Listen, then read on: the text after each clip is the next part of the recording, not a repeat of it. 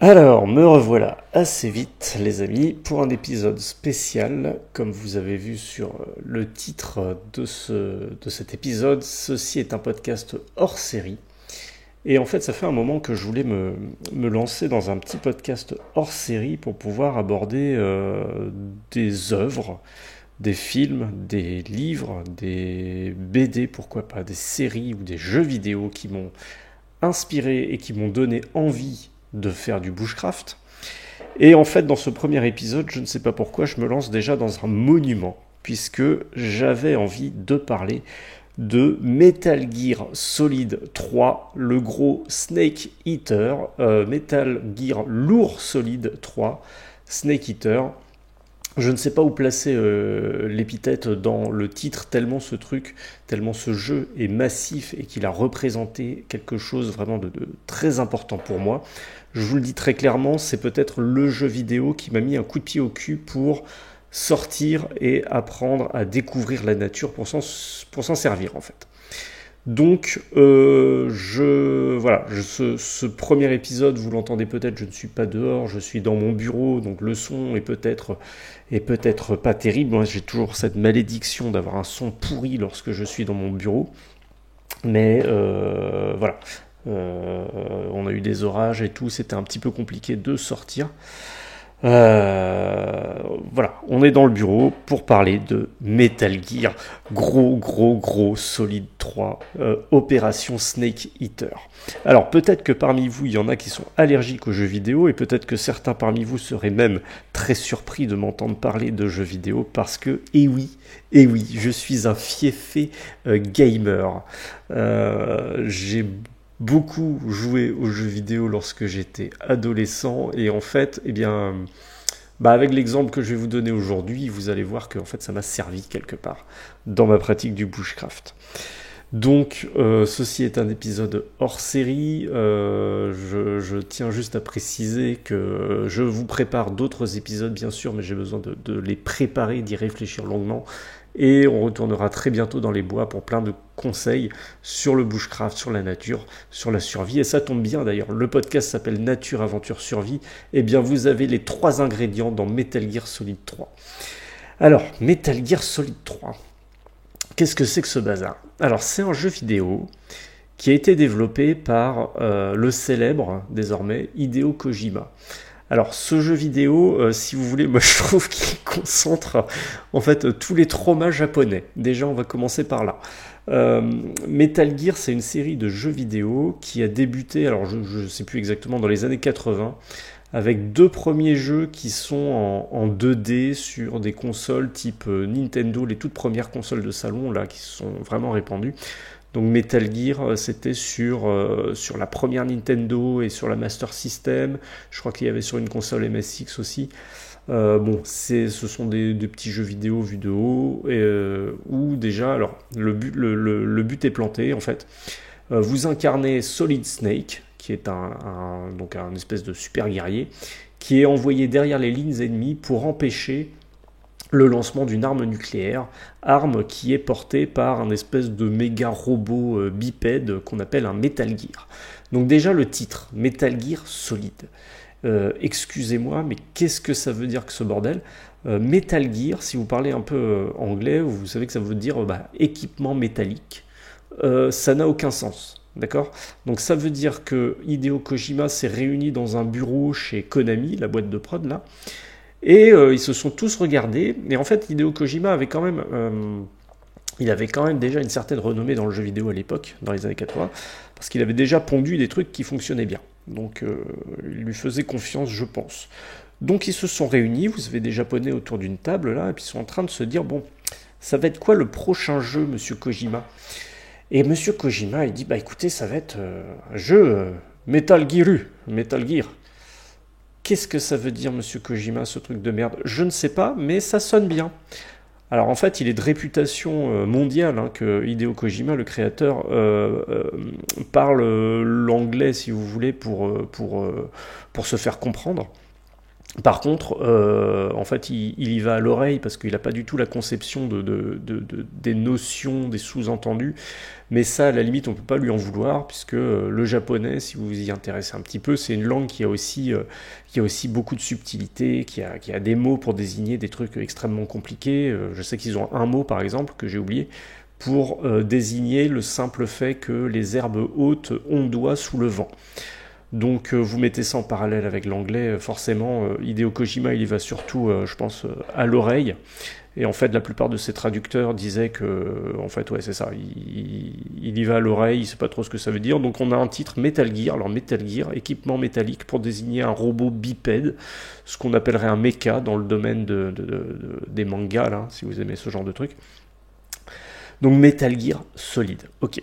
Alors, vous imaginez tous les Japonais en costard autour de la table, d'accord, il n'y en a pas un seul qui comprend ce que ça veut dire Metal Gear. Bon, Monsieur Kojima, s'il vous plaît, quel va être le but de votre jeu, en fait? Parce que déjà, tu vois, les Japonais ne comprennent pas très bien l'anglais. Ça, dans le monde anglo-saxon, c'est avéré. Ils sont pas très bons en anglais. Donc déjà, bon, le terme est posé avec Metal Gear. Monsieur Kojima, en quoi ça consiste votre jeu déjà? Vous pouvez m'expliquer? Alors, on envoie un soldat derrière les lignes ennemies pour empêcher le lancement d'une arme atomique. Alors, arme atomique, question pour un champion, quelle est la seule nation au monde qui s'est ramassé 2 bombes atomiques sur le coin de la gueule? Bah oui, c'est le Japon. Donc là, vous avez encore un trauma anglais, un trauma japonais, qui se réveille. Donc forcément, dans ce jeu, oui, dans toute la série, en fait, on essaye d'empêcher le déploiement de ces fameux Metal Gear, qui sont des armes qui peuvent lancer des missiles atomiques. Donc, ok, le trauma là est bien ancré. Donc les Japonais autour de la table, là, en costard, là, ils commencent à se dire, ok, bon, là ça se tient, d'accord. Monsieur Kojima, vous pouvez nous expliquer en quoi consiste le jeu, sinon? Eh ben, on envoie un soldat derrière les lignes ennemies, mais il ne doit pas se faire repérer. C'est de l'infiltration. Attendez, vous êtes en train de nous dire qu'il ne doit tuer personne, en fait. En quelque sorte, oui. C'est-à-dire qu'il faut être extrêmement discret, ne pas se faire remarquer. Donc ça peut impliquer effectivement que dans certains jeux, eh bien, vous n'avez à tuer personne. Ah, bon, à l'époque, dans les années 80, en fait, les jeux, c'est juste tu déboîtes tout ce qui bouge. Donc ça avait pu choquer, mais en fait... en faisant confiance à Hideo Kojima, ils ont créé l'une des plus grandes franchises du jeu vidéo, hein, soyons clairs. Donc ce principe-là de ne pas avoir à zigouiller tout le monde sur son passage, c'est assez malin, c'est assez intelligent, parce que du coup, il faut se planquer derrière les caisses, machin, il faut essayer de ne pas faire de bruit, on peut surprendre les ennemis par derrière, bref. Et donc ça c'était dans les années 80 et forcément ça a connu un certain succès, ce qui fait que sur la première PlayStation, ça devait être en 97, un truc comme ça, est sorti Metal Gear Solid, le premier épisode en 3 dimensions, qui est resté dans les annales, à la fois parce que c'était un excellent jeu sur PlayStation, avec des graphismes assez intelligents, des mécanismes de jeu aussi qui sont très intelligents, parce que très souvent ces jeux-là vous invitent à briser le 4e mur, comme on dit au théâtre. Tout simplement, le jeu s'adresse aux joueurs et on a l'impression d'interagir dans le monde réel avec le jeu. Et aussi, ce premier jeu est resté dans les annales parce que le doublage français était catastrophique, les amis. C'était catastrophique. C'était du niveau de les méchants dans Nicky Larson ou dans Ken le Survivant au Club Dorothée, quoi. C'était les doublages de, j'ai oublié son nom, c'est Sarfati, je crois, qui doublait les méchants, là. C'est ridicule, quoi. C'est surjoué, c'est épouvantable. Oui, j'ai tué mon père avec un lance-flamme. Ouais, c'était de la folie furieuse. Mais le jeu était très bon, en fait. Très très bon. Suite à ça, donc en 2001, je crois, Metal Gear Solid 2 arrive. C'est une innovation graphique parce que ça, on passe sur PlayStation 2. Le jeu est très bon. Bon, moi, en fait, Metal Gear 1, Metal Gear 2, je ne les avais pas finis à l'époque. J'avais juste aimé y jouer vite fait, mais faut comprendre que j'étais quelqu'un de très stressé. Le petit Alban était très stressé partout, par la vie, par les contrôles, par les profs, par les jeux vidéo. Le petit Alban avait même peur de jouer à Sonic le hérisson. Parce que vous comprenez, c'était en temps limité. Et on pouvait pas sauvegarder en plus, donc c'était un peu casse-burne. Mais bon, les Metal Gear, voilà, j'appréciais en fait le côté graphique, il y avait des mécanismes de jeu dans le 2 en particulier qui étaient super intéressants pour l'époque, parce qu'on pouvait tirer sur les lumières pour créer des zones d'ombre et donc mieux se cacher. Mais voilà, une session de jeu, enfin j'étais en sueur, donc ça me faisait un peu peur en fait, ça me stressait. J'avais pas encore intégré le fait que quand on meurt dans un jeu vidéo, c'est pas grave, hein. Faut mieux pas le faire dans la vie par contre. Donc, Metal Gear 1, Metal Gear 2, j'ai vu de loin ce que ça donnait, mais sans plus. Et alors, je devais être en 3e ou en seconde au lycée. Et sort Metal Gear Solid 3. Alors, de prime abord, c'est pas un jeu vers lequel je me serais tourné immédiatement, parce que voilà, je n'avais jamais terminé les Metal Gear avant. Juste pour l'anecdote, j'ai terminé Metal Gear Solid 2 pour la première fois de ma vie il y a 2 ou 3 mois. Vous voyez, pas plus que ça. Bon, j'ai passé un bon moment, mais sans plus. Mais alors, donc Metal Gear Solid 3 sort. Je ne me jurerai pas dessus. Par contre, je me souviens très bien de ce qui a déclenché l'achat. C'était donc une pause au lycée, on était avec un groupe de potes, et en particulier mon pote Tom Tom, qui écoute ce podcast, je le salue, je lui fais un bisou, j'ai hâte de te revoir. En fait, on avait une blague dans ce petit groupe-là, c'est qu'il y avait deux zozos qui étaient beaucoup dans la musique électro, etc. Et ils étaient très laconiques dans leurs expressions. Donc en fait, ils étaient fans d'un magazine qui est dérivé de la série, de l'émission télé qui passait sur Arte, la Trax, qui se consacrait justement à la musique un peu underground. Et à chaque fois qu'il y avait un nouveau numéro qui sortait, ils en discutaient, et puis il y en a toujours un qui disait à l'autre ouais, mais du coup, il est pas mal. Et l'autre lui répondait ouais, il est pas mal. Et ça voulait dire ouais, c'est trop bien, tu peux l'acheter. Et donc, je sais pas comment, on parle de Metal Gear Solid avec Tom Tom, et je me souviens juste que à un moment, je lui demande, il est pas mal, et là, il me regarde, et en hochant la tête, il me fait, ouais, il est pas mal. Et en gros, dans sa bouche, ça voulait dire que c'était exceptionnel, quoi. Donc, bon, je l'achète avec mes petits sous, mon petit argent de poche à l'époque. Et alors la jaquette était assez intéressante, elle était toute verte et tout, je trouvais ça assez sympa. Alors faut comprendre aussi qu'à l'époque, c'était en 2004, 2005, un truc comme ça. Le jeu est sorti en 2004. J'ai dû l'acheter en 2004, fin de l'année. Faut comprendre qu'à l'époque, il y avait Internet. On n'était pas encore... c'était pas tout à fait Cro-Magnon. Mais c'était Internet balbutiant, le bas débit, 56K, ou peut-être les débuts de la DSL, je ne sais plus. Et en fait, on n'avait pas l'habitude de consulter en fait les news jeux vidéo. Enfin, si, il y avait des sites comme jeuxvideo.com par exemple, ça existait déjà. Mais on se référait surtout aux magazines de jeux vidéo. Donc, ce qui semble totalement anachronique de nos jours.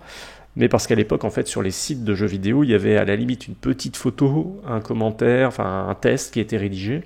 Ça pouvait être très long d'ailleurs à lire. Je me souviens que il y avait plusieurs pages pour certains tests. Par exemple, pour GTA San Andreas, j'avais lu 6 pages de tests, un truc comme ça. Bon, pour au final, un jeu que j'ai jamais vraiment aimé. Mais pour Metal Gear Solid, je sais pas, j'étais même pas vraiment allé voir. Alors, je me souviens juste avoir lu sur Internet qu'effectivement, il y avait des mécanismes de survie dans la nature.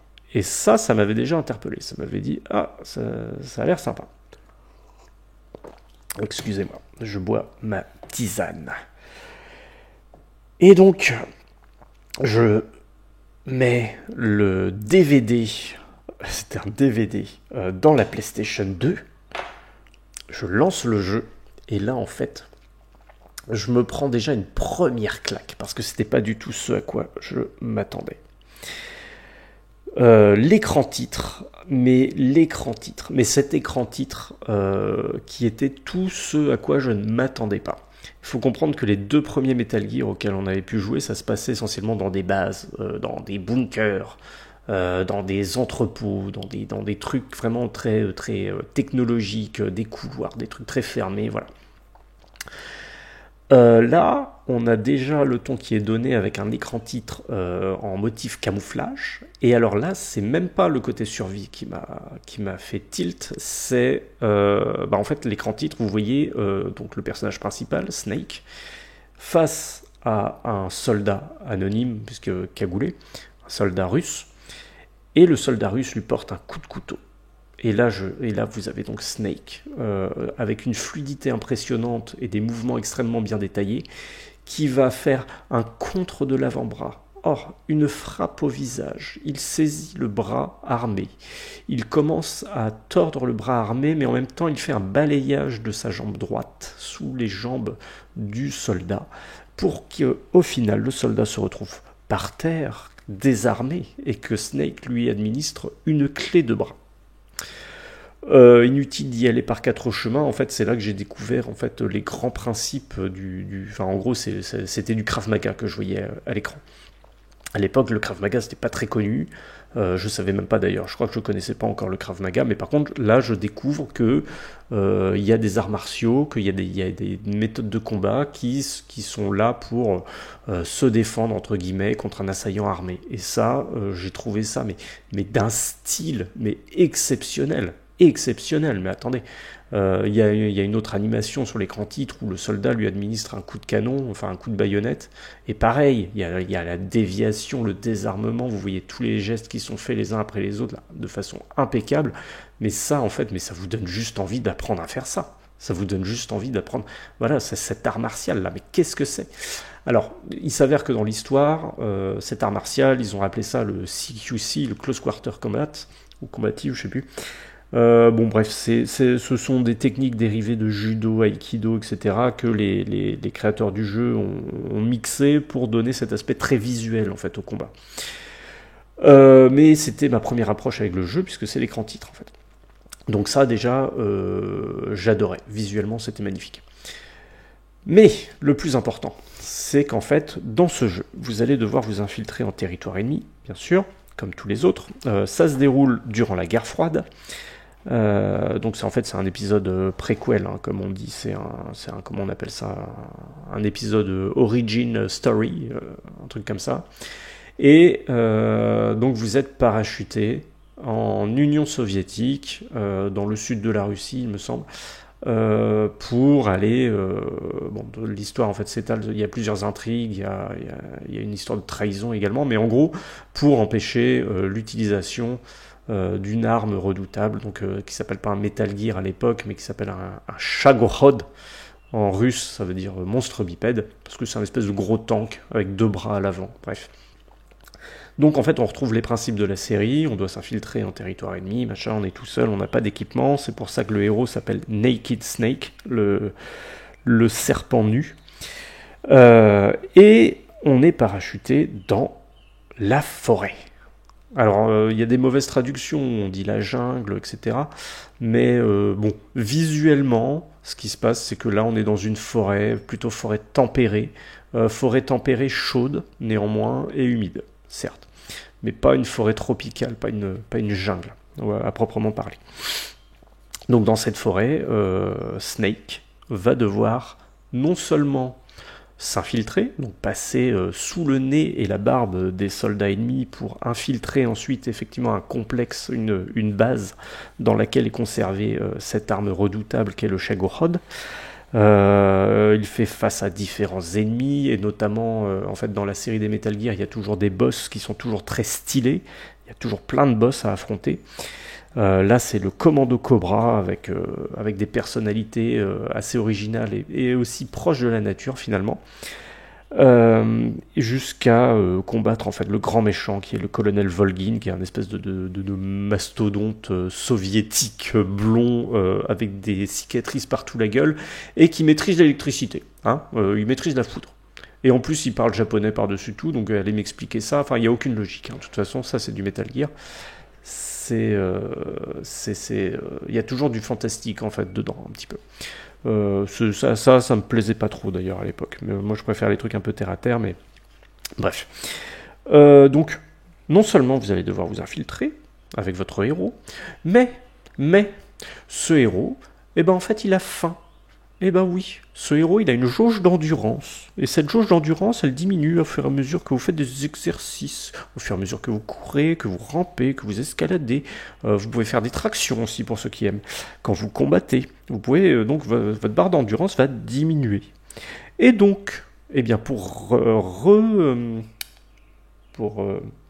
replenish, pour re-remplir la barre d'endurance, qu'est-ce qu'il faut faire? Eh bien, il faut manger. Il faut manger, mais le problème c'est que vous êtes parachuté sans aucun équipement, ou avec très peu d'équipement au début. Donc, écoutez, vous êtes dans une forêt, et on va chasser. On va chasser, les gars. Et ça tombe bien parce qu'ils ont créé en fait un monde, un univers avec des zones naturelles qui sont extrêmement fouillies, extrêmement fouillées même.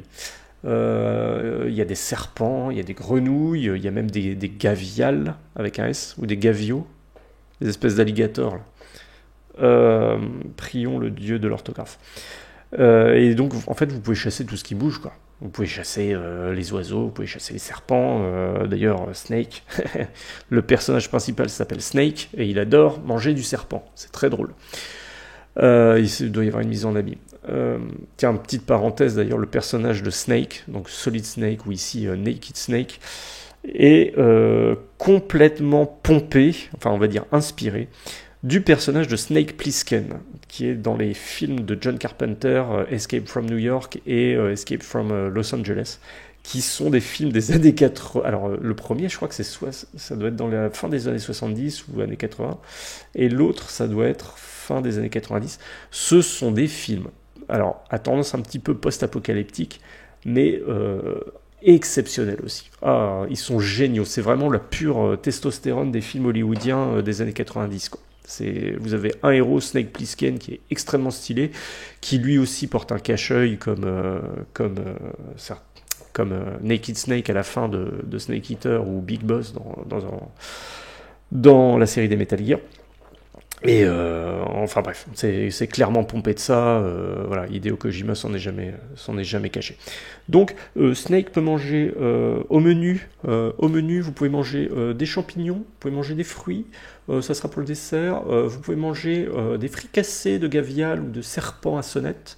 Des souris, des rats, des écureuils, des vautours. Alors c'est assez drôle parce que du coup le vautour mange les cadavres quand vous tuez quelqu'un, et du coup après vous mangez le vautour. Donc est-ce que finalement vous n'êtes pas cannibale en mangeant de l'humain? Je pose la question, hein. En fait voilà, donc vous avez tout un univers dans lequel vous pouvez chasser pour aller vous nourrir. Vous pouvez décrocher des fruits des arbres, etc.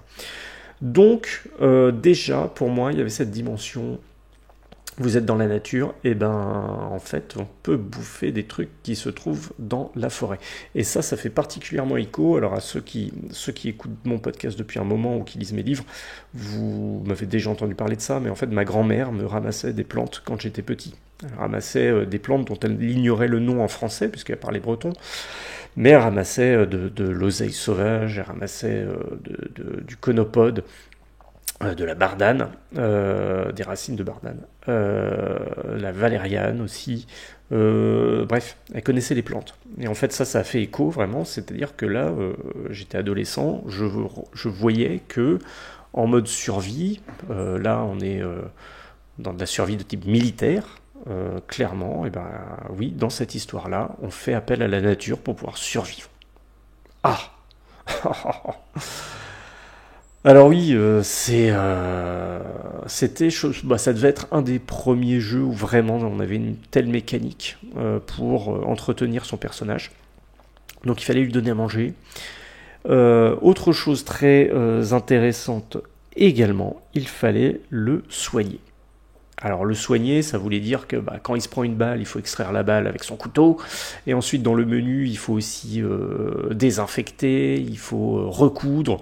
Vous avez tout un menu en fait qui s'appelle le menu de survie, je crois, le survival viewer, que ça s'appelle en anglais, dans lequel en fait vous avez toutes les opérations à faire les unes après les autres pour soigner les plaies.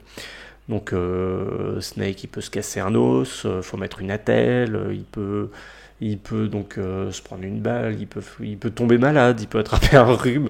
Oh, bah alors, Snake, mon petit chou, oh, t'es allé égorger du soviétique, mais tu as un rhume. Oh, pauvre petit, tiens, prends un Efferalgan. Et en fait, bon, il y a des médicaments, vous pouvez récolter les kits de chirurgie là sur les cadavres des ennemis ou dans les placards. En fait, il faut fouiller un petit peu partout dans les différents niveaux, dans les différentes zones. Mais donc il y a les produits manufacturés, mais justement là aussi, oh là là. Alors c'est pas dans la première mission, c'est pas dans l'intro, parce que le jeu se découpe en deux missions. Il y a l'introduction qui dure, allez, 1 heure, quand on connaît pas très bien le jeu. Moi je l'ai torché tout à l'heure, là j'y ai rejoué pour me mettre le nez dedans. Je l'ai torché en 1/4 d'heure, un truc comme ça. Dans la première mission, en fait, bon, on découvre les mécaniques, donc on peut ramasser à manger. Mais en fait, à partir de la deuxième mission, à partir de l'opération Snake Eater, et ben là, il y a des plantes en fait, qui ressemble pas du tout à la végétation dans laquelle on peut se cacher. Parce qu'en fait, partout, il y a des herbes hautes, il y a des petits buissons, mais en fait, des fois, il y a des plantes, elles ont des jolies petites fleurs, elles ont des fleurs blanches, elles ont des fleurs roses, elles sont vachement bien modélisées pour des petites plantes qui sont là juste pour décorer. Et ben, en fait, elles sont pas là pour décorer. En fait, ce sont des plantes médicinales. Et dans ce jeu, vous avez 4 plantes médicinales. 4 plantes médicinales pour soigner différentes affections. Alors vous avez, de mémoire, vous avez le kudzu, qui est une espèce de liane, qui est représentée par un petit buisson. Alors le kudzu, je ne sais plus ce qu'il fait. Non, je crois que c'est contre le rhume, un truc comme ça. Il faudrait que je revoie ça. Il y a le kudzu, donc c'est une liane qui est plutôt développée en Asie. Il y a du plantain, comme on connaît par chez nous, donc le plantain qui permet dans le jeu... qu'est-ce qui permet dans le jeu ? Je crois qu'il permet d'arrêter les hémorragies, c'est un styptique en fait. Donc ça c'est une application réelle du plantain en fait. Nous on a le plantain lancéolé ou le plantain majeur sous nos contrées qui ont ces fonctions-là. Dans le jeu je crois que c'est le plantain de Chine. Donc c'est une espèce un petit peu différente mais visiblement qui a les mêmes applications. Sachant que le plantain c'est également très utilisé contre la toux, contre les affections pulmonaires. Il y a une autre plante qu'on appelle le... Ah, j'ai oublié. C'est le horehound en anglais. Je crois que c'est le maruble. En fait, j'ai déjà croisé cette plante-là, mais je la connais pas bien. Qui est utilisée comme désinfectant dans le jeu. Et la dernière plante, bah écoutez, c'est ma préférée, c'est la consoude. La consoude, alors elle est mal utilisée dans le jeu parce que on peut l'utiliser comme une attelle. Donc quand Snake se casse un os, on peut utiliser la consoude pour consolider. Alors ça se consolide en 2 minutes, donc c'est formidable. La consoude a effectivement des applications sur les troubles musculo-squelettiques. Il s'avère qu'elle renferme un alcaloïde qui a la même fonction que la molécule diclofénac qu'on trouve dans les préparations commerciales qui s'appellent Voltaren. Donc elle a effectivement une action sur les os. Dans la pharmacopée européenne, on a toujours considéré qu'elle pouvait réparer les os. Bien sûr, là on est dans un jeu vidéo, mais c'est vrai que l'application là, elle est justifiée en fait. Donc ça c'est assez sympa. Donc 4 plantes médicinales qui permettent à Snake de se soigner s'il y a besoin. Alors bien sûr, pour identifier les plantes et les ressources comestibles, Snake, faut comprendre que, alors c'est le côté pédagogie en fait de Metal Gear, c'est que Snake c'est pas le super soldat qui connaît tout. Snake il a besoin de l'appel à un ami. C'est-à-dire qu'il va trouver une ressource et en fait Snake comme le joueur ne sait pas si cette ressource elle est comestible, si elle est médicinale, donc en fait il peut téléphoner en quelque sorte par radio à son équipe qui est bien au chaud dans les bureaux à Washington ou à West Point là, bien planqué quoi. Et il leur pose des questions. Et donc parmi ces gens-là, il y a Paramédic qui est spécialisé dans les plantes comestibles, les animaux qu'on peut bouffer, etc. Donc on l'appelle, puis la petite dame répond: oh, je vois que tu as trouvé un cobra thaïlandais. Le cobra thaïlandais est une espèce très venimeuse, fais attention à ne pas te faire piquer, gna gna gna. Et en fait, elle termine toujours par dire bon, bah, apparemment, c'est plutôt bon à manger. Okay. Donc Snake, après, peut consommer ou non certaines ressources, même si cette grosse poufiasse, là, à un moment, je me souviens très bien qu'elle a tendu un piège. En fait, on peut ramasser des champignons aussi. D'ailleurs, il y a un champignon qui est utilisé comme... je sais plus quelle fonction il a. C'est pas le désinfectant, c'est un antidote. Voilà, c'est un antidote quand on est empoisonné, je crois. Je sais plus exactement quel champignon c'est. Je me demande, c'est peut-être le coprin noir d'encre. Le coprin noir d'encre, ouais, peut-être bien. Alors, il est extrêmement mal modélisé, le coprin noir d'encre dans le jeu. Il ressemble pas du tout à la version officielle. Mais le coprin noir d'encre, il est bien décrit parce que, en fait, le paramédic avertit bien Snake qu'il ne faut surtout pas le consommer avec de l'alcool. En effet, le coprin noir d'encre, il est comestible lorsqu'il est jeune, mais ses toxines sont solubles dans l'alcool, donc si vous consommez du vin avec, vous allez vous empoisonner avec des troubles digestifs et une grosse, la gueule de bois de l'enfer, quoi. Donc Snake, il appelle ses amis pour savoir un petit peu ce qu'il peut utiliser comme arme, ce qu'il peut consommer comme plante. Et donc oui, Paramédic lui tend un piège à un moment. Il y a un champignon qui est imaginaire qui s'appelle le spatsa dans le jeu. Spats en russe, ça veut dire le sommeil, je crois, ou dormir de mémoire. Et en fait, ce champignon, elle vous dit: oh bah tiens, oui, c'est un champignon, je sais pas ce que c'est, peut-être que tu pourrais le goûter. Et donc, si vous le consommez, vous tombez endormi, et il ronfle comme un gros porc, et donc il se fait repérer par les ennemis, et donc vous avez votre partie qui est foutue par cette petite blague. Bon, c'est un champignon imaginaire. Il y a d'autres champignons, donc il y a la pleurote huître qu'on peut consommer. Alors il y a la manite tumouche aussi qui est représentée comme étant tellement toxique qu'en fait elle est mortelle. Si vous en mangez, vous mourrez. Ce qui est drôle, c'est que vous pouvez la balancer à un soldat ennemi, et lorsqu'il tombe dessus, en fait il va la manger comme un gros débile et il va s'empoisonner, il va mourir. Mais voilà, là aussi on a une représentation de l'amanite tumouche qui est erronée en fait. L'amanite tumouche, c'est toxique. Ça provoque des troubles digestifs, des vomissements, ça provoque des hallucinations dans une certaine mesure, des troubles de la coordination des mouvements, une hypersalivation, une fièvre, une transpiration, et en général l'intoxication se termine par un sommeil extrêmement profond. Mais à ma connaissance, dans l'histoire récente, il n'y a pas eu de mort à base d'amanite tumouche. Je pense que là, c'est un abus en fait des créateurs du jeu. Ou peut-être qu'ils ont confondu simplement avec la manite phalloïde. Enfin bref, en tout cas, la manite tumouche n'est pas mortelle. Moi ça me fait rire, mais c'est quand même vachement utile parce que dans le jeu en fait vous appelez, c'est super intéressant, vous appelez donc cette paramédic là, ou vous appelez les autres là, Sigint, pour vous renseigner un petit peu sur les armes à feu. Mais paramédic, elle va vous renseigner sur les plantes médicinales, sur ce que vous pouvez manger. Et c'est vraiment le côté pédagogique en fait du truc, c'est que vous en apprenez sur la biodiversité, vous en apprenez sur les plantes que vous pouvez consommer ou non dans cet environnement hostile. Mais là, Snake, en fait, c'est pour sa survie qu'il appelle. Il appelle pas, on est d'accord, il appelle pas le numéro vert, canicule. Oui, bonjour, je suis Snake dans la forêt, j'ai très très chaud. Ah oui, vous êtes en alerte orange, alors buvez beaucoup d'eau, fermez les volets. Il appelle vraiment pour être guidé dans le jeu avec ce côté pédagogique que moi j'ai énormément apprécié. Alors les conversations en fait à la radio sont relativement longues, elles sont pas toutes super intéressantes, mais en fait ce passage-là, à chaque fois que je capturais une ressource quelconque, que ce soit un animal ou une plante ou un champignon, j'aimais beaucoup écouter justement ces descriptions-là.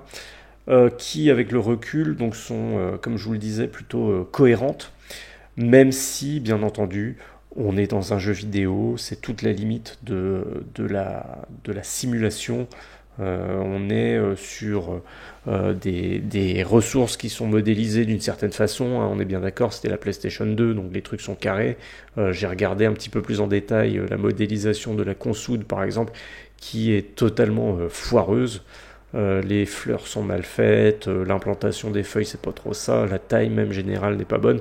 Donc voilà, il est évident que on est dans un jeu vidéo, voilà, on accepte une certaine marge avec la réalité. C'est comme dans toute œuvre, hein, comme dans un film, comme dans un livre, il y a ce qu'on appelle la suspension de l'incrédulité. C'est le fait que quand on se plonge dans une œuvre, on accepte de plonger dans une fiction qui va prendre quelques libertés avec la réalité. Alors forcément, c'est toujours mieux quand ces libertés sont relativement restreintes. Et là, pour le coup, j'ai trouvé que les plantes comestibles plantes médicinales et les champignons et tout ça, étaient plutôt bien respectés. Franchement, ça m'a vraiment donné envie d'aller découvrir ce qu'il y avait autour de moi, parce que à l'époque, je me souviens très bien que j'essayais de ramasser toutes les ressources qu'on pouvait trouver, mais à chaque fois qu'il y avait une plante médicinale, j'arrêtais pas de me dire, ouais, mais alors je dis plante médicinale, mais en réalité il y avait aussi un champignon médicinal, et sauf erreur de ma part, je me demande si quand on dégommait une ruche, alors on pouvait récupérer du coup le miel pour se nourrir, mais je me demande si on récupérait pas aussi un pansement ou un cataplasme contre les brûlures, vous voyez, quelque chose qui peut vraiment être utilisé dans la réalité. Et bref, en fait à l'époque je me disais, ouais, mais ces plantes là, ces champignons, ces trucs qu'on ramasse là dans la nature, mais c'est dégueulasse. Mais en fait, mais Snake c'est un clochard quoi. Mais qu'est-ce qu'il fait à bouffer des trucs qu'il a trouvés par terre quoi. Mais c'est quoi ce délire? Et de toute façon, les plantes médicinales, mais c'est de la baise. Les plantes médicinales, elles sont récupérées par l'industrie pharmaceutique qui va faire des profits sur le dos de la santé des gens. Mais en même temps, ils récupèrent les plantes et puis... Ouais, c'est mon accent Renault. Mais en même temps, ils récupèrent les plantes et puis ils en extraient les principes actifs. Et c'est comme ça que tu peux prendre un bon cachet de Doliprane pour pas tomber malade. En fait, c'est ça. C'est pas réel. Et ben, en fait, si j'allais voir... Voilà, en fait là il faut vraiment remettre les choses dans le contexte. Oui, on peut utiliser des plantes qu'on trouve dans la nature. Et d'ailleurs, nos anciens se tournaient beaucoup vers les plantes dans la nature avant même d'aller consulter un médecin. Enfin, on a tous, justement, on a tous en fait, je pense, ce réflexe. T'as mal à la gorge, mange du miel. Le miel, il vient d'où? Il n'est pas fabriqué en laboratoire. Enfin... si vous prenez un miel de bonne qualité, je veux dire. Mais voilà, cette idée que des produits naturels peuvent nous permettre de nous soigner, c'est quelque chose qui était acquis pour nos anciens. Il y a un excellent bouquin, moi, que j'adore. Alors, il est un peu daté, mais en fait, il est vraiment très bon. Le titre est assez équivoque, il s'appelle « Nos grands-mères savaient » de Jean Palaiseul. C'est une sorte de petite bible des plantes médicinales d'Europe de l'Ouest, en particulier de la France. Et en fait... quand vous lisez ces fiches là sur toutes les plantes que l'auteur a compilées, vous vous rendez compte que tout ça c'est extrait du savoir paysan, le savoir de ces gens de la terre qui avaient les mains dans la terre, quoi, qui cultivaient, qui grandissaient à côté de ce qu'on appelle les mauvaises herbes, mais les mauvaises herbes qui peuvent en fait soigner. Et je me souviens très bien de la fiche en particulier du plantain, justement, comme je viens d'en parler là. Dans le jeu, il est décrit comme étant hémostatique, enfin comme permettant de faire un pansement hémostatique pour arrêter les hémorragies. Et ben c'est la réalité en fait.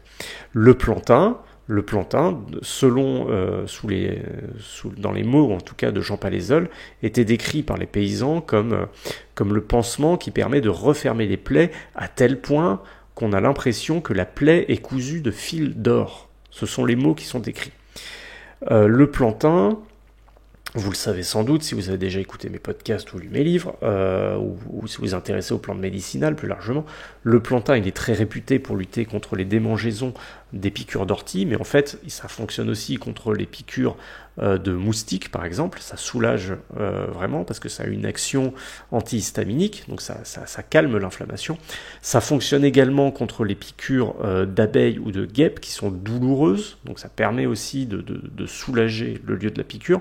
Mais surtout, les cataplasmes de plantain permettent de refermer les plaies. Alors bien sûr, vous faites lacérer au couteau sur une artère, vous avez peut-être autre chose à faire que d'aller mâcher du plantain et d'appliquer un cataplasme sur votre carotide. Mais les plaies courantes, en tout cas, là ça fonctionne. Enfin, je l'ai déjà fait. Même si moi, j'ai une préférence pour l'Achillée millefeuille, qui est une autre plante médicinale, qui fonctionne à mon sens beaucoup mieux. J'ai déjà eu des coupures assez... pas profondes, mais assez importantes, des coupures en particulier faites avec des lames de couteau, donc des coupures qui ont généralement du mal à se refermer, parce qu'elles sont très nettes. Voilà, sur le terrain, un petit peu d'Achillée millefeuille, et ça a bien refermé les chairs. C'était pas des coupures qui nécessitaient des points de suture et d'être envoyées à l'hôpital, mais voilà, c'était des coupures quand même qui ne s'arrêtaient pas de saigner. Donc le plantain fonctionne relativement bien là-dessus. Et voilà, et en fait, ça vous montre... Alors là, vous voyez, il a fallu passer par le biais du jeu vidéo, mais c'est pareil dans certains films, c'est pareil dans certains livres. Certaines plantes ont des utilités immédiates sur le terrain qui permettent en fait de se tirer parfois d'un mauvais pas. Là, dans ce jeu, il en va de la survie du personnage que de consommer des plantes, des animaux, des champignons, bref, des trucs qu'il trouve dans la nature. Donc, Snake, là, il est peu à peu éduqué à l'ensemble des ressources que lui offre son environnement, le joueur en même temps, et moi j'ai trouvé ça mais génialissime, j'ai trouvé ça surkiffant, quoi. Mais c'est exceptionnel. Enfin, moi, ça m'a... si je vous parle de ce jeu-là, on est bien d'accord, je vous parle pas de jeux vidéo, je suis pas un streamer, c'est parce que ça a déclenché en moi en fait cette prise de conscience qu'il y a des ressources dans la nature qu'on peut utiliser. Et en fait, ça m'a donné envie d'aller dans la nature et de les utiliser. Et ouais.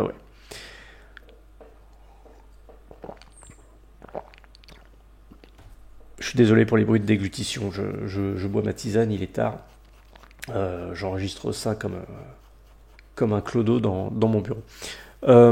Et donc, oui, Snake, donc il peut appeler ses copains pour avoir des renseignements. Et il y a en particulier, donc je crois que c'est Sigint, c'est un mec spécialiste des armes, avec qui il a un certain débat, en particulier sur le couteau. Alors je ne me souviens plus très bien de la façon dont s'organise cette discussion, mais je me souviens qu'elle est relativement longue. Donc Snake a un espèce de couteau de Rambo en fait, avec le dos cranté, etc. Il s'en sert pour se retirer des balles du corps quand il est blessé, mais il s'en sert aussi et surtout pour mettre à l'amende les soviétiques qui sont planqués dans la forêt, et accessoirement pour les égorger. Vous pouvez vous en servir aussi pour chasser ou pour cueillir des ressources. Alors il y a deux méthodes. Soit vous vous accroupissez à côté de la petite consoude que vous voulez cueillir, vous lui mettez un coup de couteau, et là la consoude vous pouvez la ramasser, ça a été bien coupé, voilà. Pareil pour les champignons. La manite mouche, le coprin noir d'encre, hop, un petit coup de couteau façon cueilleur de champignons du dimanche. Soit dit en passant, c'est toujours mieux d'arracher le champignon pour avoir l'intégralité de sa morphologie, pour pouvoir l'identifier. Et justement, la deuxième méthode, en fait, dans le jeu, c'est vous martelez le bouton action, et là, il fait un petit enchaînement gauche, droite, low kick. Et c'est le low kick, en général, qui décroche les plantes, les champignons. Donc, pareil, limite de la simulation. Si vous essayez de récolter des cèpes à coup de low kick, ça va pas être terrible non plus pour le résultat. Mais bref, donc Sigint commence à parler du couteau de Snake. Et je sais plus comment c'est tourné, mais je crois qu'il est en train de lui dire « Oui, mais ton couteau, c'est un peu de la merde. Tu voulais pas prendre un couteau avec un kit de survie dedans, avec tout ce qu'il faut. » Vraiment le couteau de Rambo, quoi. Le couteau qu'on voit dans le film Rambo, en particulier le premier. On voit qu'à un moment, Rambo est blessé. D'ailleurs, à la limite, il faudrait que je fasse un épisode hors série aussi sur le premier film Rambo, qui est exceptionnel aussi dans ce domaine-là. Mais toujours est-il que donc Sigint lui demande pourquoi t'as pas pris un couteau avec le kit de survie, avec la boussole, les allumettes, machin truc dans le manche. Et là, il a une discussion en fait qui est extrêmement intéressante et surtout qui est tout à fait pertinente. C'est que Snake lui explique que je sais plus si c'est pour le combat ou pour le fait de manier le couteau en toute sécurité. Il lui explique qu'en fait ce genre de couteau avec le manche creux, ça pose réellement un problème d'équilibre dans la main. Et du coup on sent pas bien le couteau et on peut pas bien le manier. Alors je suis désolé, j'ai pas les termes exacts, j'ai pas regardé, j'ai pas cherché. Vous savez, quand je fais un podcast, j'ai juste un plan sous les yeux et puis après je brode. Donc là c'est un peu loin dans ma mémoire, mais je me souviens très bien de cette histoire d'équilibre du couteau dans la main. Et en fait, je vous le donne en mille. J'ai exactement le même avis désormais.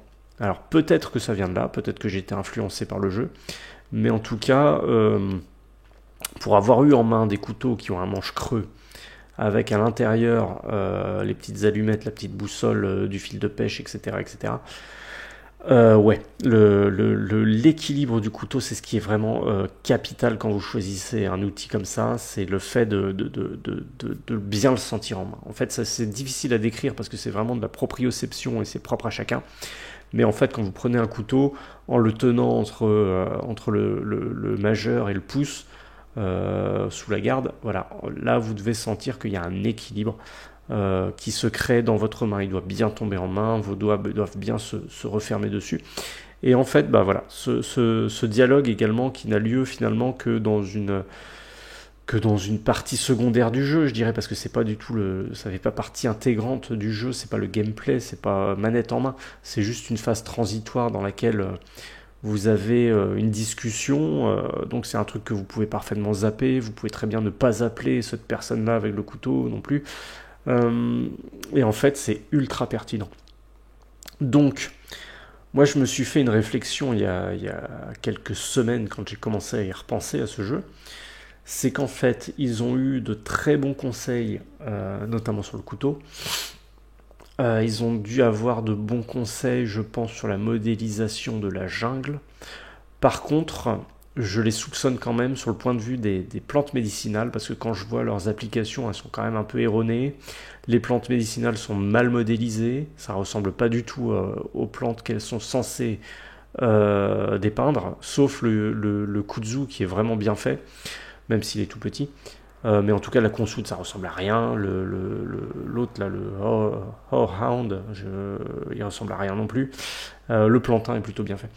Je pense que pour les plantes médicinales et les champignons, en fait, ce sont des plantes qui sont déjà plutôt développées dans la partie asiatique du monde. Donc en fait, je pense, il faut savoir que là-bas, en fait, ils ont encore ce reste-là d'herboristerie ancestrale.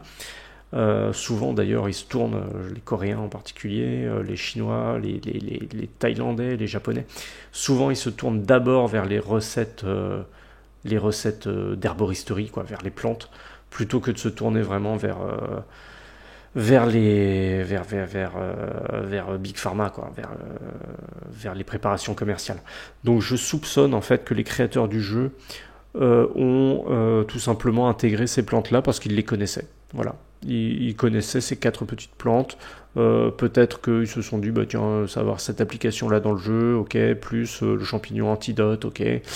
Voilà. Je pense qu'ils se sont juste basés sur leurs connaissances et qu'ils se sont pas vraiment plongés, ou du moins ils n'ont pas eu un consultant qui était spécialiste des plantes sauvages comestibles, médicinales, etc. Pour un Metal Gear 6, bien sûr, je me porte volontaire, mais il n'y aura pas de Metal Gear Solid 6. Bon, c'est pas grave, on va pas en mourir. Donc, que retenir de ça ? Que retenir de ça, c'est déjà que dans ce jeu, vous avez une aventure digne des meilleurs films hollywoodiens. Soyons clairs. Alors moi, j'apprécie beaucoup le cinéma. J'aime bien les films. Alors j'aime bien les films, j'ai grandi dans les années 90, donc j'étais un peu abruti aux films hollywoodiens avec les mecs qui ont des énormes pectoraux, des diamètres de biceps impossibles à atteindre, qui sont sous testo, donc des gros films de bœufs. Et je suis encore largement influencé par ça, donc j'aime beaucoup les films quand ça bouge, les films qui envoient du spectacle, et pour le coup, le jeu Metal Gear Solid 3 envoie du spectacle, avec en plus des personnages qui sont vachement hauts en couleur. D'ailleurs, oui, j'ai pas parlé de l'ensemble des personnages, mais donc vous avez Naked Snake, le héros, qui va en apprendre beaucoup, et vous avez ensuite donc le commando Cobra, qui en fait consiste en je sais plus combien de personnes, mais chacun dépeint, sauf erreur de ma part, une émotion. Donc le premier, c'est The Pain, la douleur, qui contrôle les abeilles. Alors lui, voilà, c'est un gros lard qui envoie des abeilles de partout. Donc il a bouffé trop de miel. C'est Winnie l'ourson version un peu agressive. C'est peut-être Winnie l'ourson quand on l'a réveillé de sa sieste. Mais il t'envoie des abeilles. Donc lui, voilà, la douleur. Le deuxième, c'est quoi? Je crois que le deuxième boss, en fait, c'est un qui est extérieur. C'est un Spetsnaz. C'est Ocelot, en fait. Ocelot, donc c'est une espèce de chacal, de mélange de chacal, de hyène, enfin bref, c'est un drôle de mélange.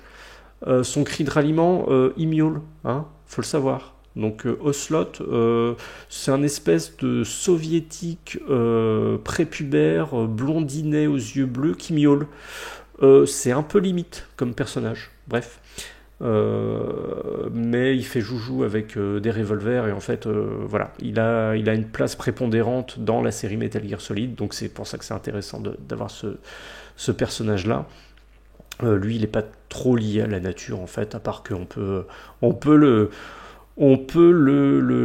dégommer en faisant tomber un nid de frelon à côté de lui. Il suffit de tirer dans le nid de frelon, c'est assez marrant, et du coup il se fait piquer, enfin bref. Voilà. Ensuite, on a The Fear, si je dis pas de bêtises, donc la peur. Alors lui, c'est spécial dédicace au gros film aussi hollywoodien, Predator. Predator, je l'ai revu il y a quelques mois ou quelques semaines, je sais plus. Predator avec Schwarzenegger. Alors, l'histoire, le pitch aussi, alors bon, je vais pas m'épiloguer là-dessus, mais en gros c'est Schwarzenegger et ses copains sont dans la jungle, ils sont attaqués par un extraterrestre invisible, Schwarzenegger se fâche. Le pitch il est très simple, c'est qu'il n'y a pas de message, faut rien chercher à comprendre, il va dégommer un extraterrestre invisible. Voilà. Et en fait The Fear, ouais, c'est spécial dédicace à Predator, parce que en fait c'est un personnage qui a un camouflage optique, donc il peut se rendre invisible et il faut le traquer dans une forêt pour le dégommer. Et lui pour le coup, donc il se camoufle très bien, et d'ailleurs oui je l'ai pas dit, mais dans ce jeu le camouflage est extrêmement important.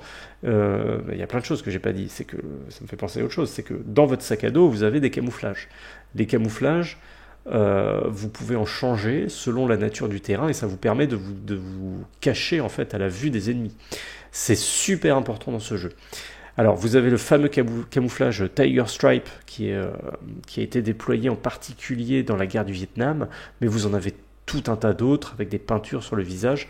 Alors c'est assez fastidieux parce qu'il faut changer de camouflage très régulièrement selon la nature du terrain, mais ça fait partie aussi des trucs qui sont vraiment sympas. Et en fait quand on s'intéresse au bushcraft, le camouflage, on y vient un petit peu à chaque fois, parce que si on veut observer des animaux, par exemple, il faut apprendre à se camoufler. Si vous voulez vous adosser à un arbre et observer le balai des oiseaux ou le passage de certains mammifères, même parfois, voilà, il faut avoir quelques petites notions de camouflage. Alors je suis extrêmement mauvais là-dedans, je suis pas du tout au point, mais il y a des grands principes comme se maquiller le visage, enfin se cacher le visage, en tout cas le blanc du visage, casser la silhouette pour ne pas apparaître comme un tronc équipé d'une tête et de deux bras. Enfin, il faut essayer d'appliquer des couleurs qui sont un peu similaires, ou du moins des motifs qui soient similaires avec l'environnement. Et en fait, donc dans ce jeu, il y a beaucoup de camouflage aussi, donc ça m'y fait penser. Et le deuxième point auquel ça me fait penser, c'est que également, le petit Snake là, il part sur le terrain Et il est équipé, alors vous savez, dans les jeux vidéo, le type il est équipé de tout, depuis le petit couteau de survie au pistolet équipé de silencieux avec le fusil à pompe et même le lance-roquette RPG, plus le Dragonov sur le dos. Enfin, c'est délirant. Il est équipé d'un arsenal de guerre, et autant il peut être équipé d'un arsenal de guerre en termes d'armes, autant il peut transporter des dizaines et des dizaines d'objets qui normalement pèsent un âne mort.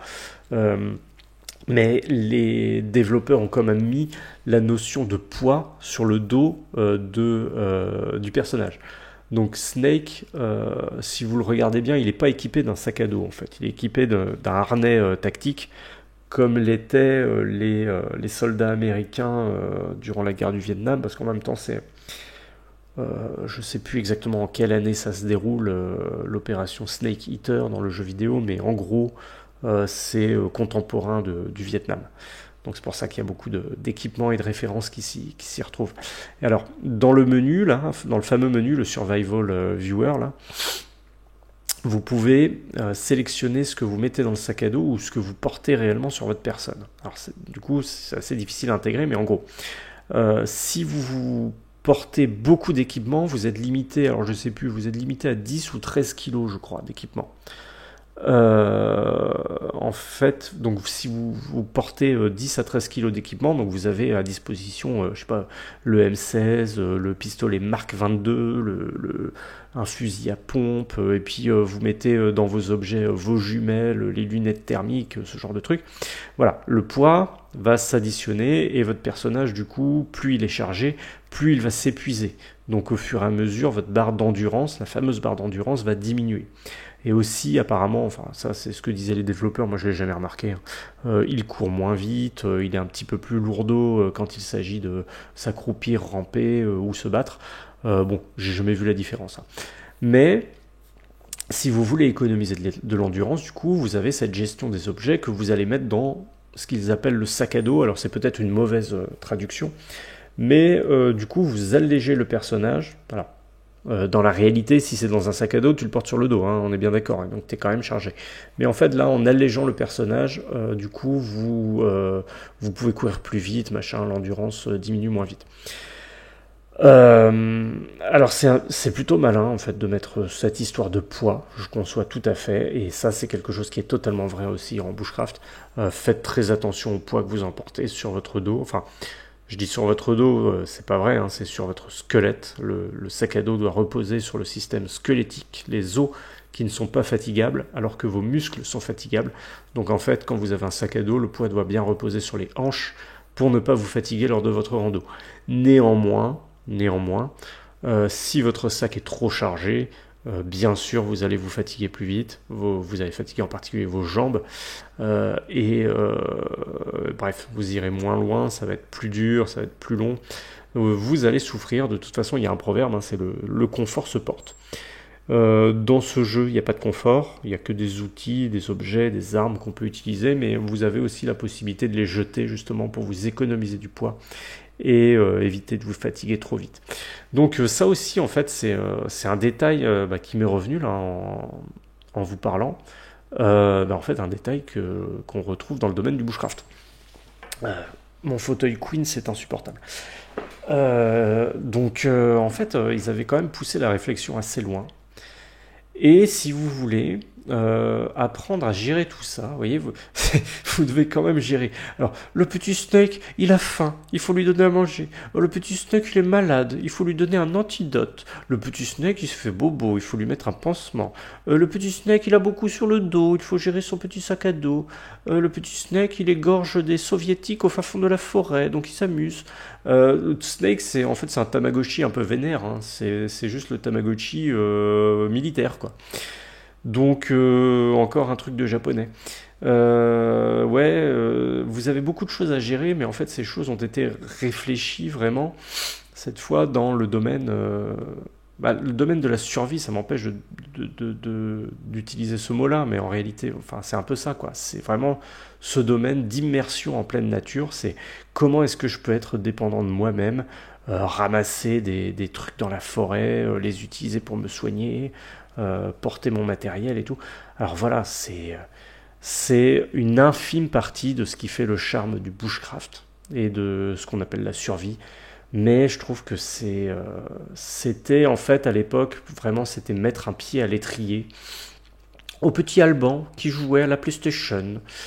Parce que, alors je me permets de dire le petit Alban, parce que vraiment c'est ça, hein, je peux être très dur avec moi-même, même à cette époque-là. Parce que le petit Alban, vous comprenez, le petit Alban, alors littéralement, hein, le petit Alban, parce que à l'époque, le petit Alban, il faisait quoi? Il faisait déjà, alors 1m70, hein, je suis pas très grand, mais par contre, le petit Alban, il faisait 50 kilos, bah oui. Il faisait 50 kilos parce qu'il faisait pas beaucoup de sport. Et puis, il faisait pas trop de muscu, il faisait pas trop de trucs testo, de trucs un peu virils, il faisait pas trop. Donc, il n'était pas très épais, le petit Alban. Il était très gentil, hein. Euh, mais, euh, mais en fait, voilà. À l'époque, ça a quand même questionné le petit Alban. En gros, le Metal Gear Solid 3, voilà, c'est comme si, je le dis en rigolant, hein, bien sûr, mais c'est comme si Snake, là, il arrive avec ses Rangers, il arrive il va voir le petit Alban qui est capable de dormir jusqu'à 14 heures, parce que le petit Alban, il regardait beaucoup des films et des séries, il s'enivrait de fiction pour échapper à sa réalité peut-être d'adolescent. Et en fait, je me couchais à pas d'heure, je me levais à pas d'heure, je faisais rien, j'étais sur les écrans, je jouais aux jeux vidéo, je lisais, je dessinais. Alors bien sûr, j'allais avec mes copains de temps en temps à la plage et tout, mais en fait, voilà, le petit Alban qui dormait sous sa couette, et ben peut-être que Peut-être que Naked Snake, il arrive dans sa chambre en fait, et avec ses grosses ranjos, il lui met un gros coup de latte là dans le dos, là, dans les reins, là où ça fait mal, là, et lui dit allez lève-toi, va dans la nature, va découvrir un peu les plantes par chez toi, parce que parce que putain t'as quand même la chance de grandir dans un endroit où il y a de la nature et où t'as tes anciens autour de toi, toi. J'ai quand même eu la chance d'avoir ma grand-mère qui connaissait les plantes, qui m'en a montré quand j'étais petit. Elle n'était pas foutue de me donner le nom en français, mais parce qu'elle parlait breton, mais elle connaissait les plantes, quoi. C'est quelqu'un qui avait vécu et survécu même grâce aux plantes, parce qu'elle avait connu la guerre, elle a connu la Seconde Guerre mondiale en particulier et les privations. Et donc là, en fait, ce jeu, ça m'a, ça m'a créé un électrochoc. Ça m'a fait, ok, dans ce jeu, je ramasse des plantes, ouais, et puis il y a aussi le côté, je peux me battre, je peux désarmer des ennemis, je peux les prendre en otage, les interroger, machin, avec ce système de combat, la CQC, qui est extrêmement visuel, qui est vraiment jouissif à voir. Vraiment, enfin, c'est comme dans la série des films, comment ça s'appelle, La mémoire dans la peau, John Wick, vous voyez, les combats qui sont extrêmement bien chorégraphiés, voilà, c'est le mot. Et ben voilà, là dans ce jeu-là, on a aussi des combats extrêmement chorégraphiés, et ça, c'est un plaisir à voir. Donc ce jeu a été vraiment un électrochoc. Voilà, là, Snake, là, il est venu me mettre un gros coup de ranjo dans les côtes, et il m'a dit, maintenant, t'arrêtes de te branler, et tu vas aller découvrir les plantes, et tu vas un peu t'intéresser à ça, parce que soi-disant, c'est un truc que tu aimes. Et c'est vrai que je me destinais, du coup, à des études de biologie, et, spoiler alerte, dans les études de biologie, vous devez apprendre à reconnaître des plantes, vous devez faire de la botanique, de la mycologie, et qu'est-ce que vous voulez apprendre la botanique ou la mycologie avec des plantes, avec des centaines de plantes et de champignons qu'on vous demande d'apprendre à identifier, même si, soyons clairs, hein, ça fait pas partie des exigibles pour devenir enseignant, hein, blague à part. J'aurais plein de trucs à vous raconter, mais je me garde mon devoir de réserve.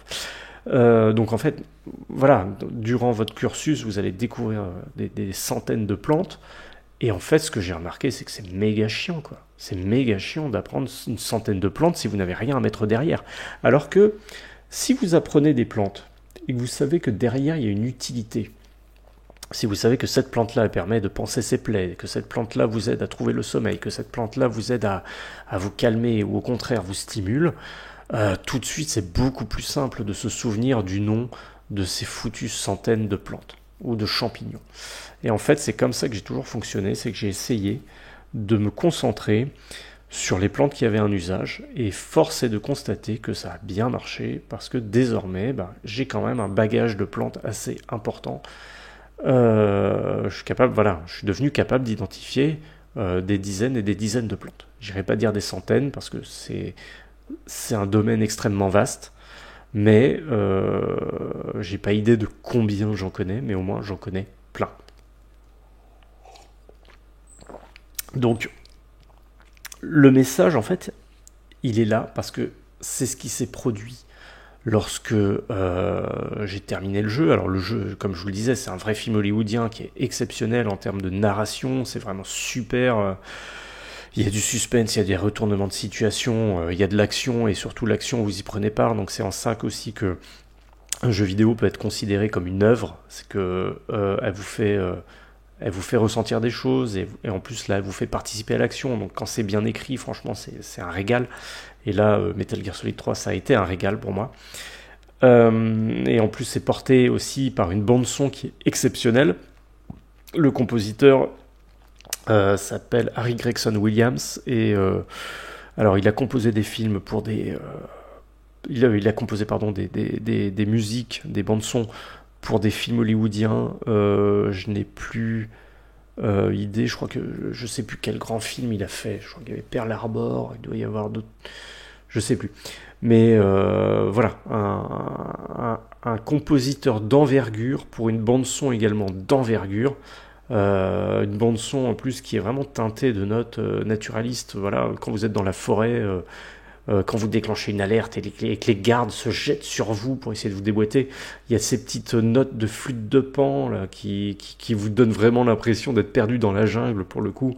Et puis vous avez des musiques extrêmement rythmées, avec du corps d'harmonie, des cuivres qui vous donnent vraiment ce côté héroïque. Il y a une musique même, quand vous combattez justement le monstre bipède, le Shagorod, dans laquelle ouais, vous avez des coups de clairon là, vous avez l'impression d'être dans le putain de Colisée là, de vous rendre aux Jeux Olympiques, et d'être un héros de la mythologie grecque. Enfin, vraiment, c'est une bande son qui transporte et qui appuie du coup le propos, et qui fait qu'en fait ce jeu-là est vraiment une sacrée œuvre. Et c'est pour ça aussi que à l'heure actuelle, il est encore considéré par les spécialistes du genre. Alors, excusez-moi, je rigole pour spécialiste parce que j'ai toujours été très critique sur les jeux vidéo, si vous m'avez déjà écouté dans d'autres podcasts, mais parce que voilà, c'est du virtuel, je vais y venir justement. Mais en fait, oui, il existe des cinéphiles, des spécialistes du cinéma. Il existe au même titre donc des spécialistes du jeu vidéo, même si l'image qui me vient à l'esprit dans spécialiste du jeu vidéo, c'est toujours ce sont ces mecs là avec des boutons partout, une queue de cheval, la barbe frisotante, et puis des IMC qui sont impossibles à normer. Bref, je veux pas être discriminant, mais bref, spécialiste du jeu vidéo, voilà. Il y a bien des spécialistes des BD, bref. En fait, voilà, d'un commun accord, beaucoup disent encore que c'est un jeu qui a marqué l'histoire du jeu vidéo pour son immersion, pour son histoire, pour sa musique, pour tout ce qu'il représente. Et du coup, qu'est-ce que j'en retiens de tout ça ? Elle est là la question. C'est qu'à un moment, j'ai fini le jeu. J'ai terminé le jeu, j'ai vaincu le dernier boss qui justement s'appelle The Boss. Et puis, donc le générique de fin se déroule avec la petite musique et tout. Musique j'ai beaucoup de digressions, mais musique qui a été pompée d'ailleurs sur un compositeur russe. J'ai oublié le nom du compositeur. Georgi Zviridov, je crois, un truc comme ça. Bref, le titre s'appelle Troïka, vous devriez aller écouter. En fait, c'est complètement pompé sur ce compositeur du 19e ou début du 20e, je sais plus. Enfin bref, c'était un aparté. Et du coup, le générique se déroule. Et là, tout ce que j'avais dans l'inventaire, les petites plantes médicinales, les champignons, les serpents qui ont été capturés, les morceaux d'alligator qui ont été consommés, toutes ces ressources naturelles et ben en fait, le jeu est fini. Et là, vous éteignez la console. Que reste-t-il ? Que reste-t-il en fait ? Que reste-t-il de ces putains de 36 heures ? Je me souviens très bien que j'avais passé 36 heures sur ce jeu, parce qu'à la fin, on vous le dit, on vous dit combien de temps vous avez passé dessus. 36 heures. 36 heures de jeu. Que reste-t-il de ces 36 heures de jeu ? Alors, la réponse, très peu, si ce n'est zéro compétence transportable ou transposable du moins dans la réalité. Alors je dis très peu parce qu'en réalité, bah oui, il y a cette notion de plantes comestibles avec des plantes, vous voyez, qui ont des utilisations relativement réalistes, même si pas tout à fait. Mais en fait, bah vous éteignez la console, bah il n'y a plus rien. Il n'y a plus rien, vous avez passé 36 heures à développer des compétences in-game, dans le jeu, donc vous pouvez être devenu très bon dans le jeu pour viser, pour vous cacher, pour récolter des trucs et tout. Vous pouvez connaître toutes les ressources naturelles du jeu par cœur, et ben en fait, dans la vie réelle, il reste rien. Rien du tout. Ah bah merde, c'est quand même con. Donc, et ben donc en fait, c'est à ce moment-là que je me suis dit que, eh ben en fait 36 heures, ça fait quoi ? Ça fait une journée et demie. Ça fait allez, on va dire un week-end. Mais en 36 heures en fait, mais c'est la durée de quoi ? C'est la durée d'un camp scout. C'est la durée d'un stage de survie peut-être, je sais pas, ouais, les stages de bushcraft que j'ai pu faire, on a eu des stages de 36 heures. Vous débarquez. Vous débarquez, allez, le stage il commence à quoi ? À 8h du matin, à 8h du matin ou 9h le samedi matin. Le lendemain ça fait 24 heures, du coup, vous rajoutez à ça 12 heures, allez, vous finissez le soir à 18h, c'est bon quoi, vous avez vos 36 heures là de stage. 36 heures, vous êtes vraiment dans la nature, à vraiment apprendre des trucs, à vraiment apprendre des vraies ressources, et en plus des savoirs que vous allez pouvoir réutiliser par la suite, partager avec vos proches, appliquer directement, en fait. Donc, bah écoutez, moi quand j'ai éteint la console, je me suis mis à fantasmer Big Boss parce que c'est le nom en fait qu'acquiert Naked Snake à la fin de sa mission. Je me suis mis à fantasmer Big Boss en mode chef scout avec son petit chapeau et son petit foulard autour du cou si vous voulez, qui vous apprend les nœuds utiles autour du campement. Alors ça sera pas des nœuds marins, je vous le dis tout de suite, il y aura pas que le cabestan, le nœud tendeur, le nœud sibérien, il y aura aussi le nœud coulant, hein, et puis le nœud corde de piano pour étrangler le soviétique au fin fond de la forêt. Il y aura du déplacement furtif et du camouflage, hein. Il y aura de l'interrogatoire de soldats soviétiques à grands coups de lames de couteau, hein. Ça c'est des ateliers, il y en a pas beaucoup chez les scouts, mais je fantasme donc Big Boss qui déboîte un alligator, qui donne des petits morceaux là à tous les petits scouts, et donc le petit Alban là, hop, avec sa petite écharpe, il fait griller son petit bout d'alligator au-dessus des braises, et là le Big Boss qui commence à sortir son cigare, il se le cale entre les dents et il sort de son inventaire une guitare, et il commence à gratter autour du feu de camp. Kumbaya, my lord, Kumbaya. Et là, mais c'est ça dont j'ai rêvé en fait. C'est ça dont j'ai rêvé. Vous ajoutez à ça la distribution d'écussons, parce que chez les scouts, c'est en fait quand on réussit une épreuve, c'est souvent des petits écussons qu'on peut après broder sur sa petite chemise. Alors j'ai jamais été scout, hein, mais je me rends compte avec le recul que j'aurais adoré ça. Et c'est pour ça que quand j'ai éteint la console, je me suis dit mais putain, mais qu'est-ce que je donnerais pas pour aller chez les scouts et qu'il y ait un gros Big Boss comme ça qui nous emmène dans les bois et qui nous apprenne à reconnaître des plantes et qui nous apprenne à faire du feu et qui nous apprenne à bouffer des trucs qu'on trouve ou à se soigner. Mais qu'est-ce que ça aurait été jouissif. Et en fait, est-ce que ce sont pas des compétences qu'on aurait dû tous avoir ? Franchement, est-ce que ce sont pas des compétences que tout le monde aurait dû hériter de ses grands-parents et de ses parents ? Est-ce que vous sentez pas qu'il y a une génération qui a grandi dans un foisonnement économique et un confort qui s'est développé de façon tellement outrancière qu'en fait cette génération s'est dit non mais fuck les trucs de clodo, aller ramasser des plantes et tout, allez tous vous faire enculer, tout ce qui a été fait avant c'est de la merde. Moi je l'interprète un peu comme ça.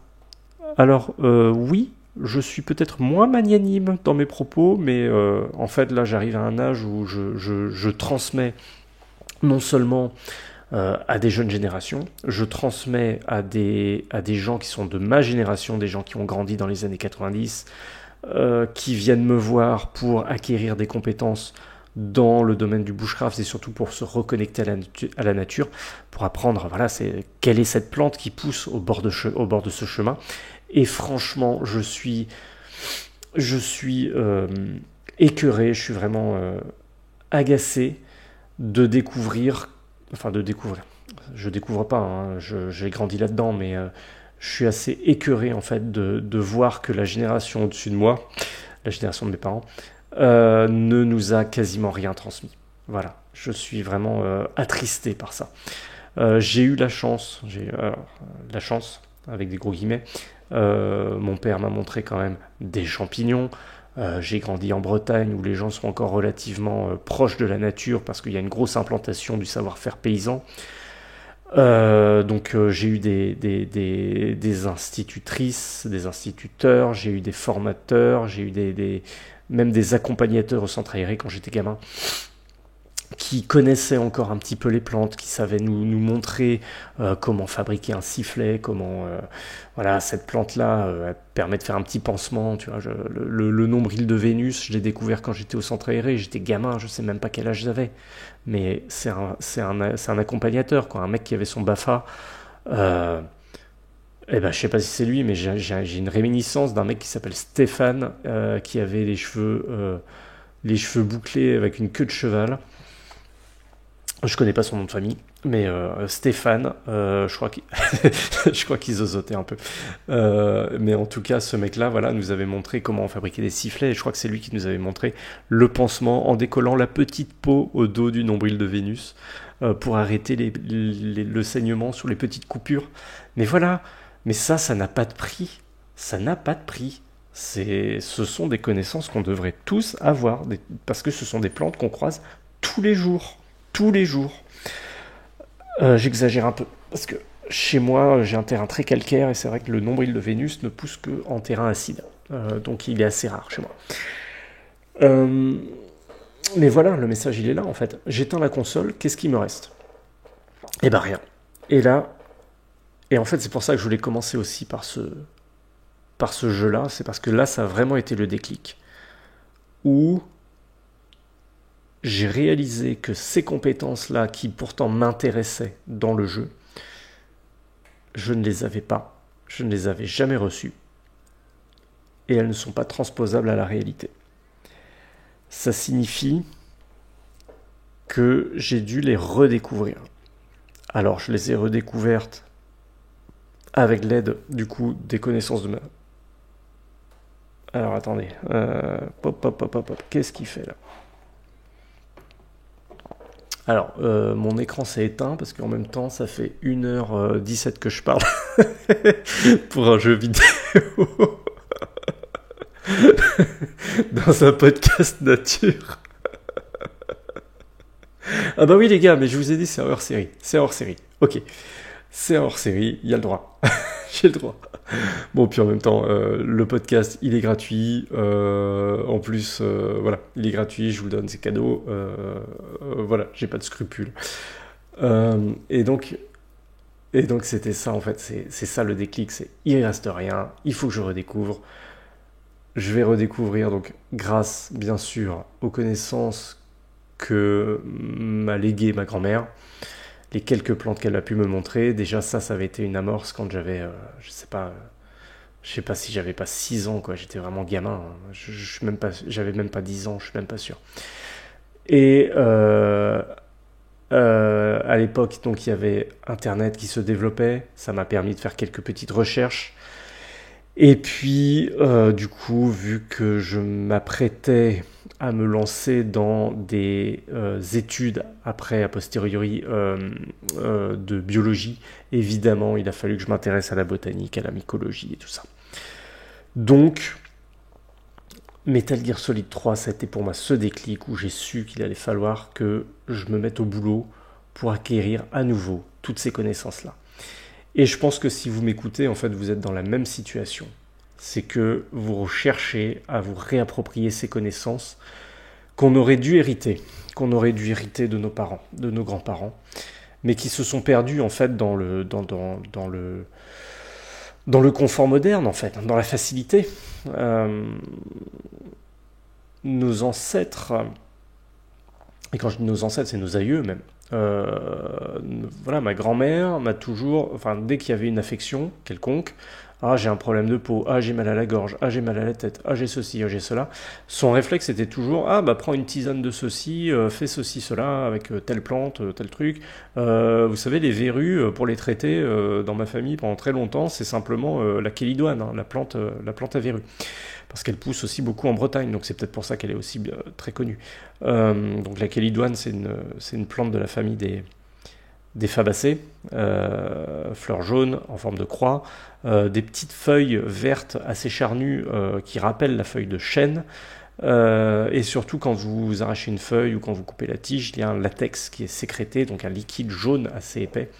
Et ça, c'est un liquide qui contient des substances antimitotiques qui empêchent la division cellulaire, donc c'est tout indiqué pour les verrues. Il y a une vidéo sur ma chaîne YouTube d'ailleurs sur cette plante-là.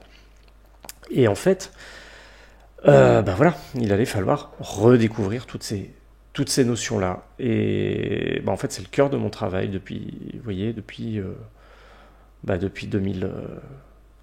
2004 en fait, depuis que j'ai joué à ce jeu. Ouais, 2004, 2005. Donc vous voyez, ça fait 20 ans. Ça fait 20 ans en fait que...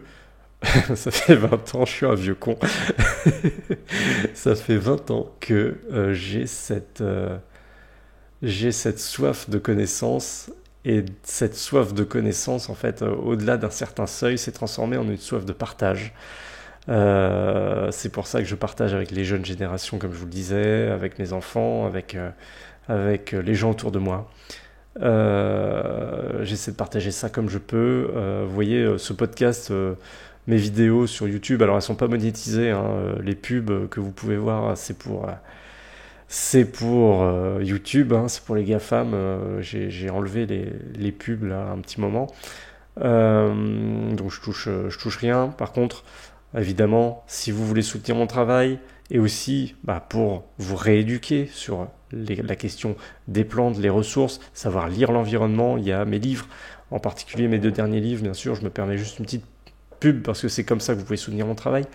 C'est le grand guide du bushcraft, si vous voulez devenir comme Snake et aller dans les bois, faire comme Snake et devenir Big Boss, ou Lire la nature, le dernier livre là qui est encore en librairie et qui est présent chez Nature et Découverte, pour apprendre à lire l'environnement, lire les nuages, lire les plantes, lire les arbres, lire les algues.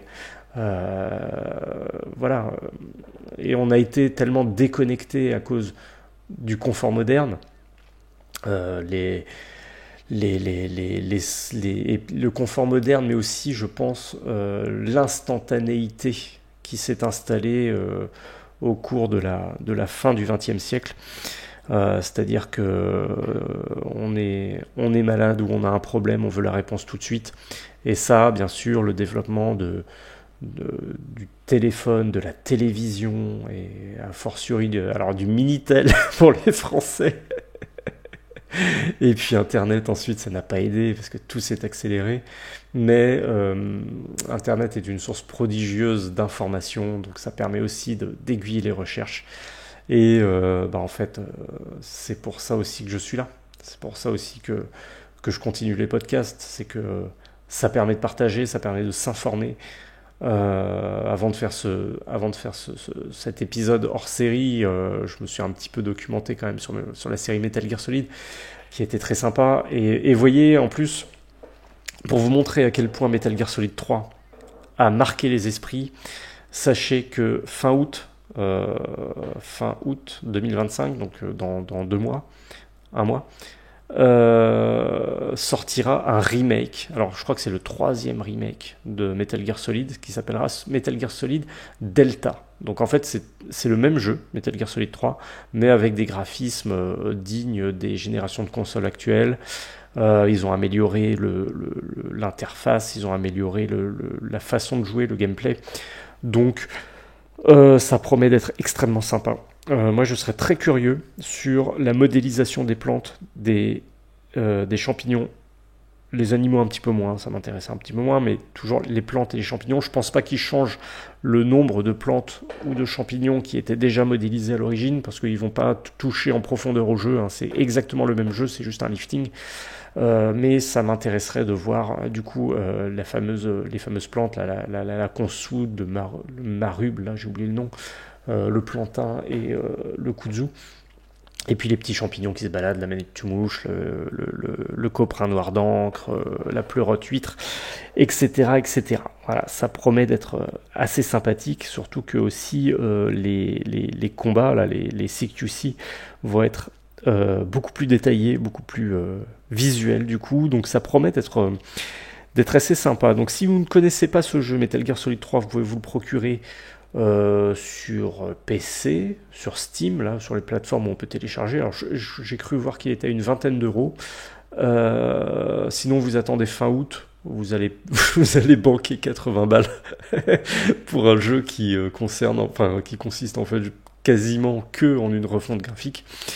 Bon, c'est peut-être un peu dommage. Alors moi, j'y ai déjà joué, donc j'irai pas claquer 80 balles pour ça.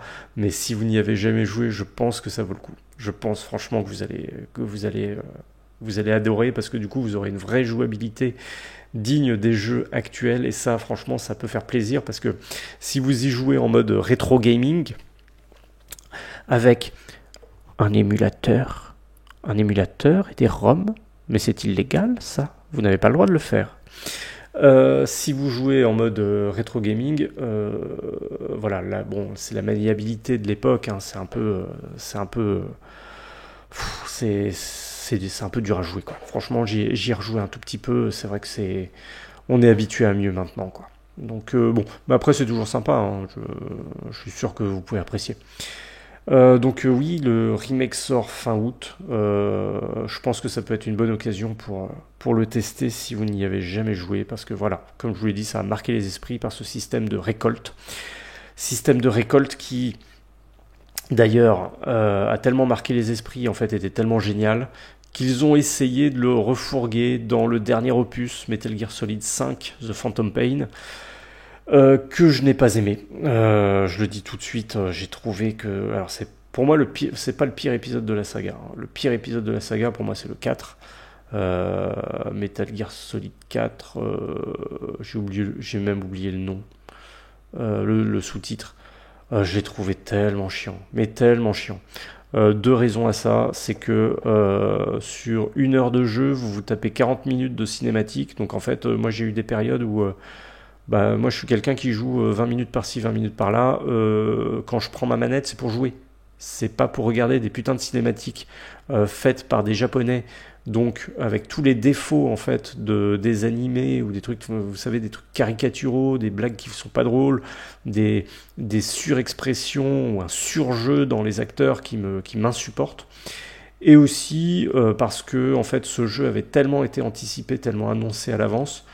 Au moment où il a été annoncé, en fait, waouh, c'était une claque graphique, ça avait l'air génial. Snake, il était trop beau, et puis les Metal Gear, ils bougeaient trop bien. Voilà, il y avait des mécanismes de jeu qui avaient l'air trop cool. Et en fait, il est sorti très très longtemps après. Donc entre-temps, il y a eu des jeux sur PlayStation 3, comme je pense à Uncharted en particulier, qui ont mis une grosse claque graphique. Et du coup, Metal Gear 4, il est arrivé, il était mais déjà, daté. Il y a des moments, j'avais l'impression de jouer à un jeu PS2, quoi. C'était des textures dégueulasses, une lourdeur aussi dans le personnage, et puis on sentait que... Enfin, je sais pas, je sentais que les boss et tout ça, là, c'était poussé à l'extrême.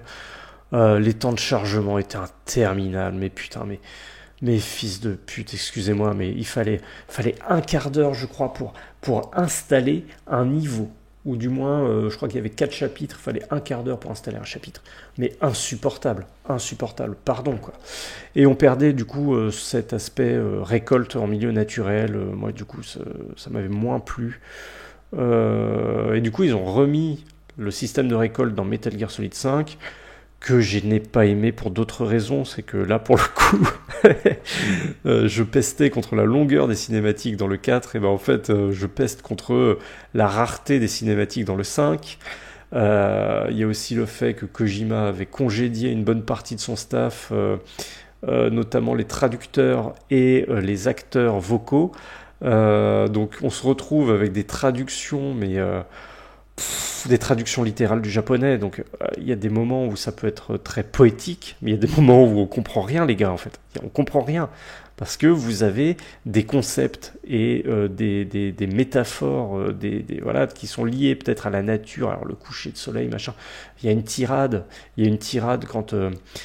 quand Snake veut disperser les cendres de ses camarades tombés au combat. Il y a une tirade, mais qui est imbitable. Imbitable. Je crois qu'il parle d'un coucher de soleil, truc muche, et il conclut, en fait, la cendre, on va la transformer en diamant. Bon, j'ai pas vu le lien. Et donc il n'y a pas de cinématique pour expliquer l'histoire. Tout se fait par des cassettes audio, donc on entend juste des gens qui parlent. Et il y a ce système du coup de cueillette qui est revenu avec des plantes. Alors pour le coup, les plantes, elles sont réelles, hein, sauf erreur de ma part, toutes les plantes existent réellement. Ouais.